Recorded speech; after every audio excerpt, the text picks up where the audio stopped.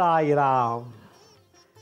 ಆತ್ಮೀಯ ವೀಕ್ಷಕ ಬಾಂಧವರಿಗೆಲ್ಲ ಇವತ್ತಿನ ಜೀವನಾಮೃತ ಕಾರ್ಯಕ್ರಮಕ್ಕೆ ಸ್ವಾಗತ ಸುಸ್ವಾಗತ. ವೀಕ್ಷಕರೇ, ನಾನು ನಿನ್ನೆ ಸಂಚಿಕೆಯಲ್ಲಿ ಕಿವಿ ನೋವು ಬಗ್ಗೆ ಒಂದು ವಿಶೇಷವಾಗಿ 1 ಪೈಸಾ ಖರ್ಚಿಲ್ದೇ ಆರಾಮಾಗಿ ಗುಣಪಡಿಸ್ಕೊಳ್ಳುವಂಥದ್ದು ಬಗ್ಗೆ ನಾನು ಎಪಿಸೋಡ್ ಮಾಡಿದ್ದೆ. ನಿನ್ನೆ ಸಂಚಿಕೆಯಲ್ಲಿ ಕಿವಿ ನೋವು ನಿವಾರಣೆ ಮಾಡ್ಕೊಳ್ಳೋದು ಹೇಗೆ ಅಂತೇಳಿ. ಇವತ್ತು ಪ್ರತಿಯೊಬ್ಬರ ಮನೇಲೂ ಈ ಒಂದು ವಿದ್ಯೆ ಕಲಿಬೇಕು ಅಂತ ಒಂದು ಆಸೆ. ಏಕೆಂತಂದರೆ ಮನೆ ಅಂದಮೇಲೆ ಮಕ್ಕಳಿರ್ತಾರೆ. ಮಕ್ಕಳು ಒಂದು 10-12 ವರ್ಷ ಬರೋ ತನಕ ಅವ್ರನ್ನ ಕಂಟ್ರೋಲ್ ಮಾಡೋದು ನಮಗೆ ಕಷ್ಟ. ಯಾಕೆ ಅಂತ ಹೇಳ್ತೀನಿ ಕೇಳಿ. ಮಕ್ಕಳಿರೋ ಮನೆ, ಅದರಲ್ಲೂ ಈಗ ತಾನೇ ಹುಟ್ಟಿರೋ ಮಗು 1ನೇ ದಿನದಿಂದ ಒಂದು 5 ವರ್ಷ 6 ವರ್ಷದ ತನಕ ಬೆಳೆಯೋವರೆಗೂ ಮಕ್ಕಳು ಸಿಕ್ಕಾಬಟ್ಟೆ ಅಳ್ತಾರೆ. ಯಾತಕ್ಕೆ ಅಳ್ತಾರೆ? ಅದು ಮಾತು ಬರೋದಿದ್ರೆ ಪರವಾಗಿಲ್ಲ, ಮಾತೇ ಬರೋಲ್ಲ ಕೆಲವು ಮಕ್ಕಳಿಗೆ. ಇನ್ನು ಮಾತಾಡೋದು ಇನ್ನೂ ಕಲಿತೇ ಇಲ್ಲ. ಆ ಮಕ್ಕಳುಗಳು ಯಾಕೆ ಅಳ್ತಾರೆ ಅನ್ನೋದು ನಮಗೆ ಗೊತ್ತಾಗ್ತಿಲ್ಲ. ಅಳೋ ಮಕ್ಕಳನ್ನು ಅಳೋದು ನಿಲ್ಲಿಸ್ಬೋದು ಹೇಗೆ ಅಂತ ಇವತ್ತಿನ ಸಂಚಿಕೆ ನಾನು ಹೇಳ್ತಾ ಇದ್ದೀನಿ. ಇವತ್ತಿನ ಸಂಚಿಕೆಯ ಟೈಟ್ಲ್ ಏನಪ್ಪ ಅಂತಂದರೆ, ಸಬ್ಜೆಕ್ಟ್ ಏನಪ್ಪ ಅಂತಂದರೆ, ಟಾಪಿಕ್ ಏನಪ್ಪ ಅಂತಂದರೆ, ಮನೇಲಿ ಮಕ್ಕಳು ಅಳ್ತಾ ಇದ್ದೆ. 6 ತಿಂಗಳು ಮಗು ಸಿಕ್ಕಾಬಟ್ಟೆ ಅಳುತ್ತೆ. 1 ವರ್ಷದ ಮಗು ಅಳ್ತಾನೆ ಇರ್ತದೆ. 2 ವರ್ಷದ ಮಗು ಮಾತೇ ಬರಲ್ಲ, ಅಳುತ್ತೆ. ಆ ಅಳೋ ಯಾತಕ್ಕೆ ಅಳ್ತದೆ ಅಂತ ತಂದೆ ತಾಯಿ ಗೊತ್ತಿಲ್ಲ. 6 ತಿಂಗಳು ಮಗು ಏನಕ್ಕೆ ಅಳ್ತಿದೆ ಅದು ತಂದೆ ತಾಯಿ ಗೊತ್ತಿಲ್ಲ. ಮತ್ತು ದಿನ ಅಳುತ್ತೆ ರೀ. ದಿನಕ್ಕೆ ಒಂದು 5-6 ಗಂಟೆ ಅಳುತ್ತೆ. ಹತ್ತು ಆ ಲಂಗ್ಸ್ ಎಲ್ಲ ಪ್ರಾಬ್ಲಮ್ ಆಗಿರ್ತದೆ. ಕಣ್ಣೆಲ್ಲ ಇದಾಗಿರ್ತದೆ. ಕೊನೆಗೆ ಸುಸ್ತಾಗಿ ಮಲ್ಕೊಳ್ಳುತ್ತೆ. ಸುಮಾರು 5-6 ಗಂಟೆ ಟೈಮ್ ಹತ್ತಿರ ಮಕ್ಕಳಿಗೆ ಜ್ವರ ಬಂದುಬಿಡುತ್ತೆ. ಹತ್ತು ಕಣ್ಣಲ್ಲೆಲ್ಲ ನೀರು ಸುರಿಸಿ ಎಲ್ಲ ಅದಾಗ ಕಣ್ಣಲ್ಲಿ ದಪ್ಪ ಊದ್ಕೊಳ್ಳುತ್ತೆ. ಮಕ್ಕಳ ಕಣ್ಣು ದಪ್ಪಕ್ಕೆ ಊದ್ಕೊಂಡ್ಬಿಡುತ್ತೆ ಮಕ್ಕಳಿಗೆ. ಅಳೋದಿಂದ ಏನು ಸೈಡ್ ಎಫೆಕ್ಟು? ಕೆಮ್ಮು ಬರುತ್ತೆ. ಅಳೋದಿಂದ ಸೈಡ್ ಎಫೆಕ್ಟ್ ಏನು? ಕಣ್ಣೆಲ್ಲ ಊದ್ಕೊಳ್ಳುತ್ತೆ. ಅಳೋದಿಂದ ಹತ್ತು ಎಲ್ಲ ಗಂಟ್ಲು ಒಣಗೋಗಿರುತ್ತೆ. ಹಾಲು ಕುಡಿಸಿದ್ರೆ ಹಾಲು ಕುಡಿಯಲ್ಲ, ಅಳುತ್ತೆ. ಏನೇ ಕೊಟ್ಟರು, ಆಟದ ಬೊಂಬೆ ಕೊಟ್ಟರು ಬೇಡ ಅಂತ ಬಿಸಾಕತ್ತೆ, ಅಳುತ್ತೆ. ಏನಾಗ್ತಿದೆಯೋ ಗೊತ್ತೇ ಇಲ್ಲ ಆ ಮಗುಗೆ. ನಮಗಂತೂ ಆ ಅಳೋದು ನೋಡಿ ನಮಗೂ ಕಣ್ಣಲ್ಲಿ ನೀರು ಬಂದುಬಿಡುತ್ತೆ. ಯಾರು ಹೊಡೆದಿಲ್ಲ, ಏನು ಪ್ರಾಬ್ಲಮ್ ಆಗಿಲ್ಲ, ಆದರೆ ಅಳುತ್ತೆ ಮಗು, ಸಿಕ್ಕಾಬಟ್ಟೆ ಅಳುತ್ತಾ ಇದೆ. ವಿಪರೀತ ಅಳ್ತಾ ಏನಾಗುತ್ತೆ, ಇಲ್ಲೆಲ್ಲ ವೀಕ್ ಆಗುತ್ತೆ. ವೀಕ್ ಆದಾಗ ಮೂಗಲ್ಲಿ ಗೊಣ್ಣೆ ಬರುತ್ತೆ. ಮೂಗಲ್ಲಿ ನಿಧಾನಕ್ಕೆ ಕಣ್ಣಲ್ಲಿ ಹೆಂಗೆ ನೀರು ಬರುತ್ತೋ ಹಾಗೇ ನೀರು ಸುರಿಯುತ್ತೆ. ಕಣ್ಣಲ್ಲಿ ಮೂಗಲ್ಲಿ ನೀರು ಬರ್ತಿದೆ ಅಂದರೆ ಮಗು ಉಷ್ಣ ಆಗಿದೆ ಅಂಥೇಳಿ ಅವ್ರೇನು ಮಾಡ್ತಾರೆ, ಟ್ರೀಟ್ಮೆಂಟು ಏನೋ ಒಂದು ಡಾಕ್ಟ್ರ್ ಹತ್ರ ಕರ್ಕೊಂಡೋಗಿ ತೋರಿಸ್ತಾರೆ. ಸಿಕ್ಕಾಬಟ್ಟೆ ಅಳ್ತಿದೆ. ಡಾಕ್ಟ್ರಿಗೆ ಏನಕ್ಕೆ ಅಳ್ತಿದೆ ಅಂತ ಗೊತ್ತಿಲ್ಲ. ಡಾಕ್ಟ್ರ್ ಹತ್ರ ಹೊಟ್ಟೆ ನೋವ್ತಿರ್ಬೋದು, ಹೊಟ್ಟೆ ನೋವಿಂದ ಮಗು ಅಳ್ತಿರಬೇಕು, ಹೊಟ್ಟೆ ಒಳಗೆ ಏನೋ ಒಂದು ದೋಷ ಇರಬೇಕು. ಅವರು ಅಂದಾಜು ಮೇಲೆ ಯಾವುದೋ ಒಂದು ಔಷಧಿ, ಹೊಟ್ಟೆ ನೋವು ನಿಲ್ಲಕ್ಕೊಂದು ಔಷಧಿ ಕೊಡ್ಬೋದು. ಇಲ್ಲ ಅಂದರೆ ಏನೋ ಒಂದು ಪ್ರಾಬ್ಲಮ್ ಇದೆ, ಹೊಟ್ಟೆಲಿರೋ ಅಂಗ ಯಾವುದೋ ಒಂದು ಸ್ಪೇರ್ ಪಾರ್ಟ್ಸ್ ಬಾಡಿ ಒಳಗಿರೋ ಒಂದು ಅಂಗದಲ್ಲಿ ಇದೆ ಅಂತೇಳಿ ಮಗುಗೆ ಒಂದು ಪೇಯ್ನ್ ಕಿಲ್ಲರ್ನ ಸಿರಪ್ ರೂಪಲ್ಲಿ ಕೊಡ್ತಾರೆ. ಸಿರಪ್ ಟಾನಿಕ್ ರೂಪದಲ್ಲಿ. ಎಲ್ಲ ಆಯಿತು, ಔಷಧಿ ಕೊಟ್ಟಾಯಿತು, ಅಳೋದು ಬಿಡೋದಿಲ್ಲ. ಇದು ಕೆಲವು ಮಕ್ಕಳು ದಿನ ಅಳ್ತವೆ. ಕೆಲವು ಮಕ್ಕಳು ಹುಣ್ಣಿಮೆ ಹಿಂದೆ, ಹುಣ್ಣಿಮೆ ದಿವಸ, ಹುಣ್ಣಿಮೆ ಆದಮೇಲೆ ಕೆಲವು ಮಕ್ಕಳು ವಿಪರೀತ ಚಂಡಿ, ಅಳೋದೇ ಏನು ಹೊಡೆದು ಸಾಕಾಯ್ತು, ಅಳೋದು ನಿಲ್ಲಿಸಲ್ಲ, ಅಳ್ತಾನೇ ಇರ್ತವೆ.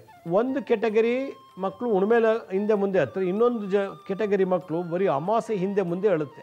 ಕೆಲವು ಮಕ್ಕಳು ದಿನ ಅಳುತ್ತೆ. ಅಮಾವಾಸ್ಯೆ ಎಲ್ಲ ಹುಣ್ಣಿಮೆನೂ ಅಲ್ಲ, ದಿನ ಅಳುತ್ತೆ. ಇದು ಒಂದು ಜಾತಿ, ಒಂದು ಗುಂಪು. ಎರಡನೇದು, ಕೆಲವು ಹುಣ್ಣಿಮೆ ಹಿಂದೆ, ಹುಣ್ಣಿಮೆ ಆದಮೇಲೆ ಅಳಕ್ಕೆ ಶುರು ಮಾಡಿಬಿಡ್ತವೆ. ಇದೊಂದು ವೆರೈಟಿ. ಕೆಲವು ಮಕ್ಕಳು ಬರೀ ಅಮಾವಾಸ್ಯೆ ಹಿಂದೆ ಮುಂದೆ, ಅಮಾವಾಸ್ಯೆ ದಿವಸ, ಅಮಾವಾಸ್ಯೆ ಹಿಂದಿನ ದಿನ, ಅಮಾವಾಸ್ಯೆ ಅಂದರೆ ಚತುರ್ದಶಿ, ಅಮಾವಾಸ್ಯೆ, ಪಾಡ್ಯ, ಅಮಾವಾಸ್ಯೆ ಹಿಂದೆ, ಅಮಾವಾಸ್ಯೆ ದಿವಸ, ಅಮಾವಾಸ್ಯೆ ಆದಮೇಲೆ. ಇದು 3ನೇ ವೆರೈಟಿ ಮಕ್ಕಳು. 4ನೇದು, ಅಮಾವಾಸ್ಯೆಲೂ ಅಳ್ತವೆ, ಹುಣ್ಣಿಮೆಲೂ ಅಳ್ತವೆ.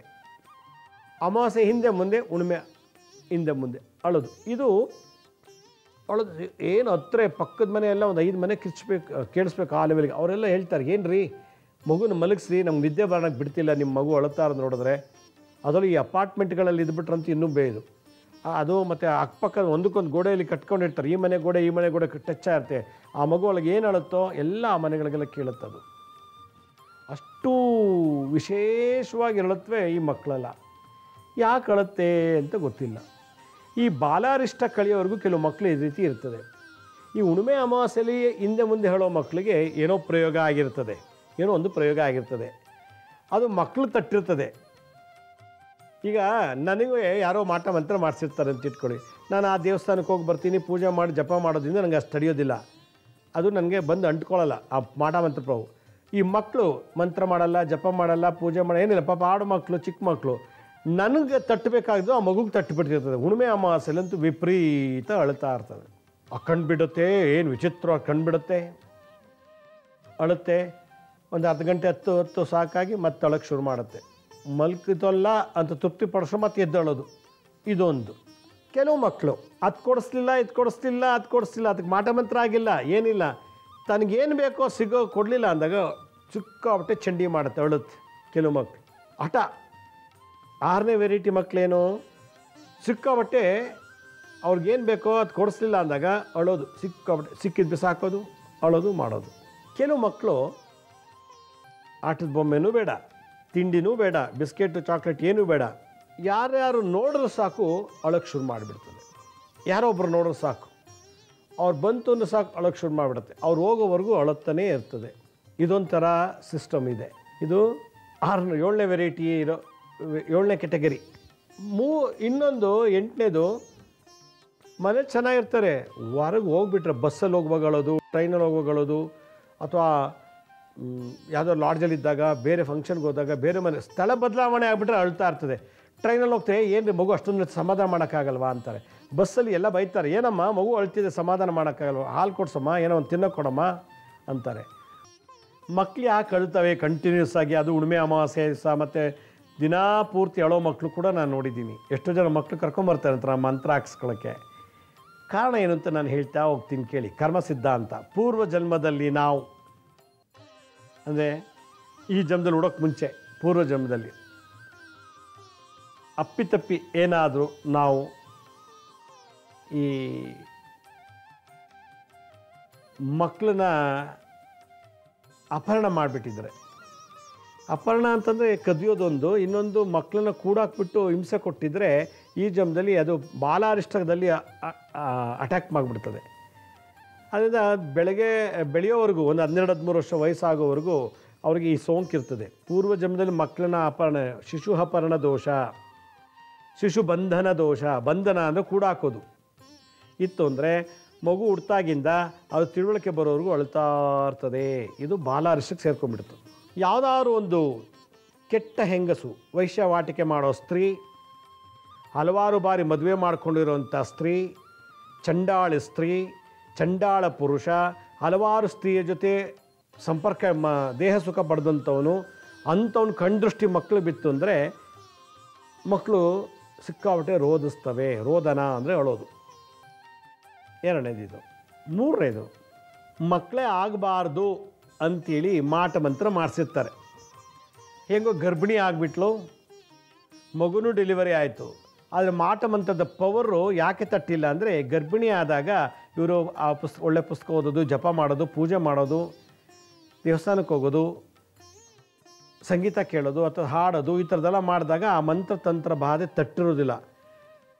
ಮಕ್ಕಳೇ ಆಗಬಾರ್ದು, ಅಬಾರ್ಷನ್ ಆಗಬೇಕು ಅಂತ ಮಾಟ ಮಂತ್ರ ಮಾಡಿಸಿದ್ರೆ, ಆದರೆ ಈ ಪೂಜೆ ಪುಸ್ಕಾರ ಮಾಡಿ ಆ ಮಾಟ ಮಂತ್ರ ಅಬಾರ್ಷನ್ ಆಗೋದು ದೋಷ ತಟ್ಟಿರೋದಿಲ್ಲ.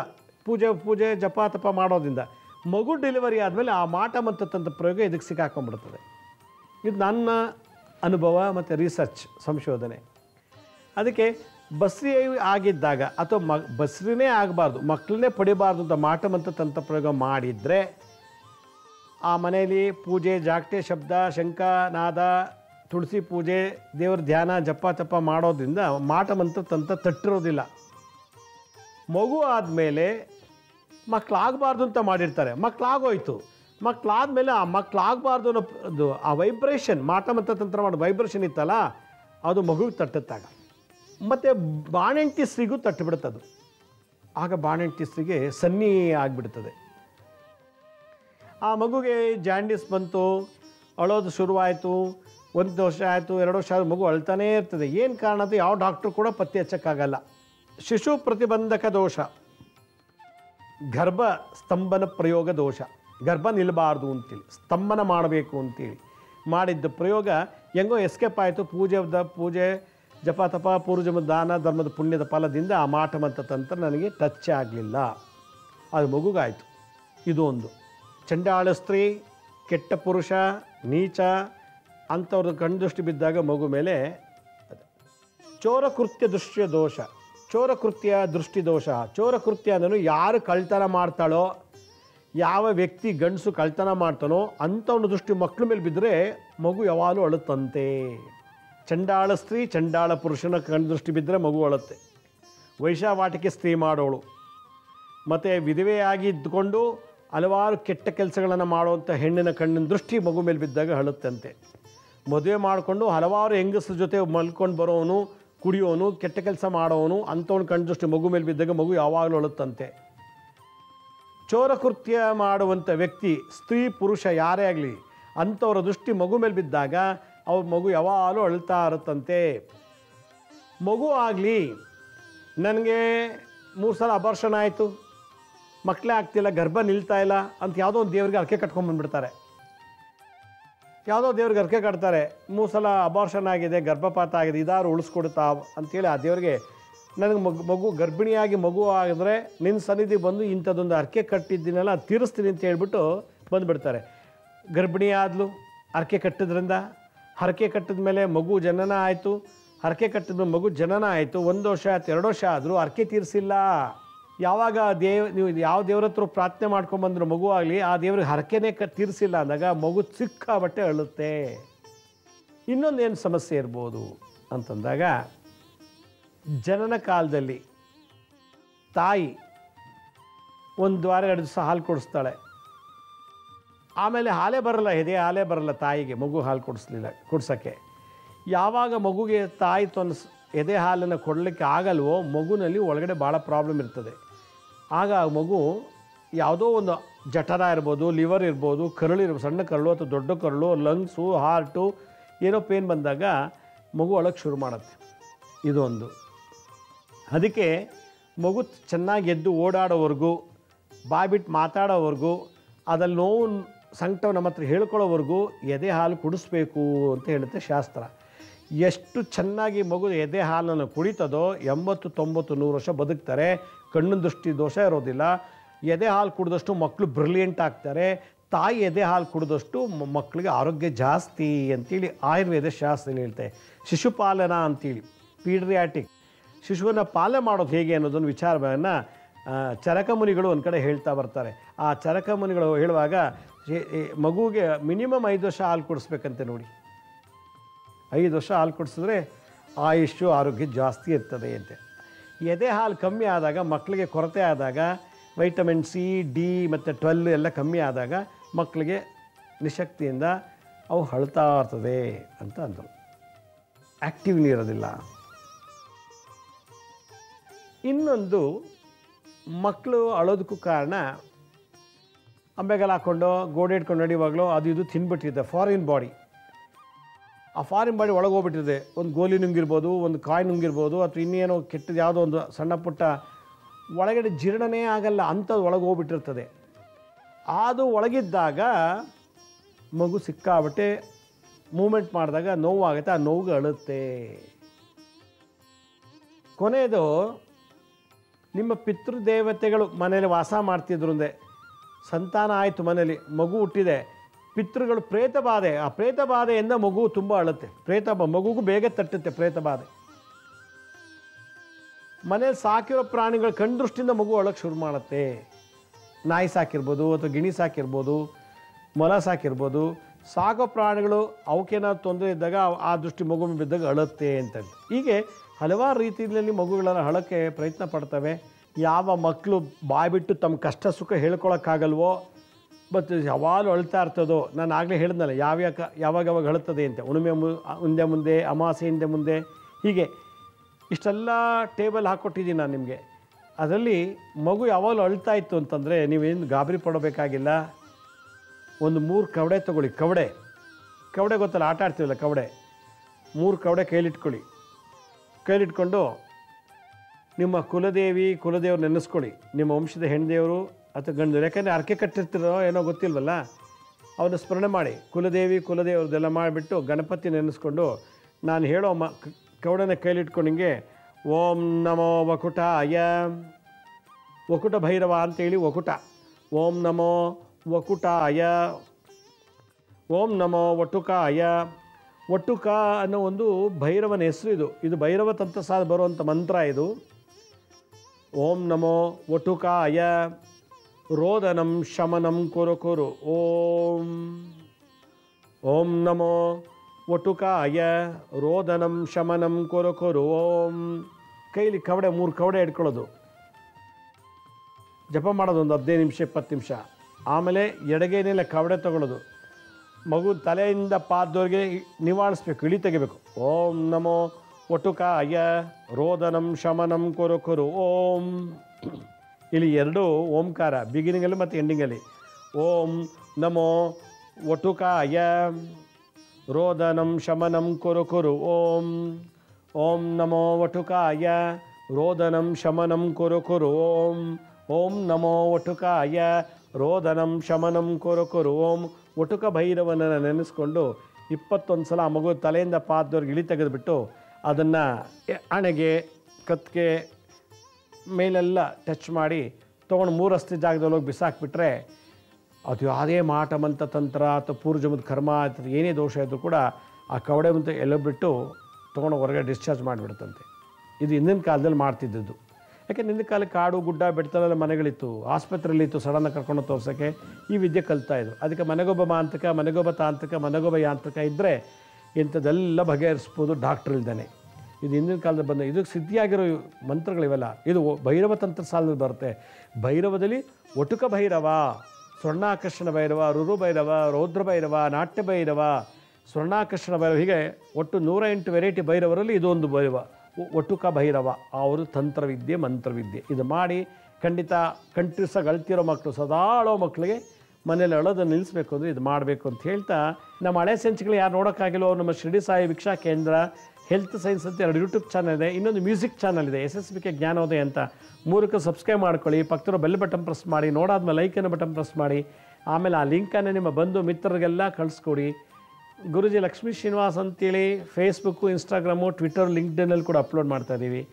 ಅಪಾಯಿಂಟ್ಮೆಂಟ್ಸ್ ಬೇಕಿದ್ದರೆ www.lakshmisrinivas ಅಂತ ಲಾಗಿನ್ ಆಗಿ ಅಂತ ಹೇಳ್ತಾ ಇವತ್ತಿನ ಕಾರ್ಯಕ್ರಮ ಮುಗಿಸ್ತೀನಿ. ಇದೇ ರೀತಿ ನಾಳಿನ ಸಂಚಿಕೆಯಲ್ಲಿ ಮತ್ತೊಂದು ವಿಶೇಷವಾದಂಥ ಮಾಹಿತಿಯೊಂದಿಗೆ ತಮ್ಮನ್ನು ಭೇಟಿ ಮಾಡ್ತೀನಿ.